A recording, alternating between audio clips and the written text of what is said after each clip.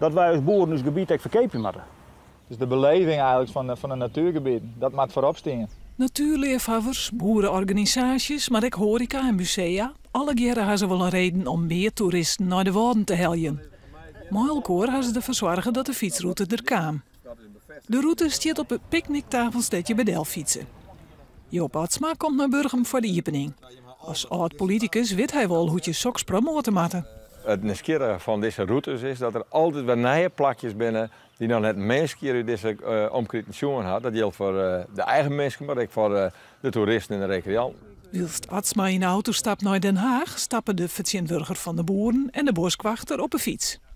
De route is 120 kilometer en komt bij de mooiste plakjes van de Wadendel. Biglieks bij de Gruiden van Boerendel die toon natuurbeheer doggen. Dat doen ze voor de stichting de Noordelijke Frieske Wadden.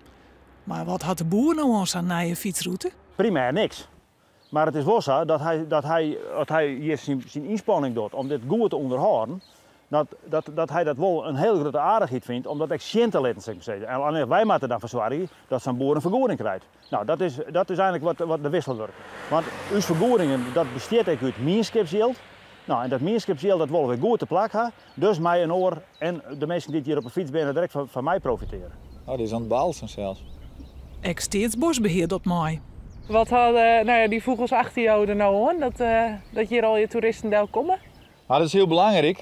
We beheren natuurlijk net de natuur van Staatsbosbeheer, dat doen we voor de meesten.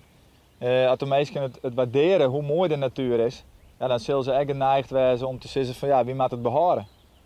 Dus dat is denk ik wat we ermee bereiken en daar hadden de vogels natuurlijk ook een heel grote profijt van.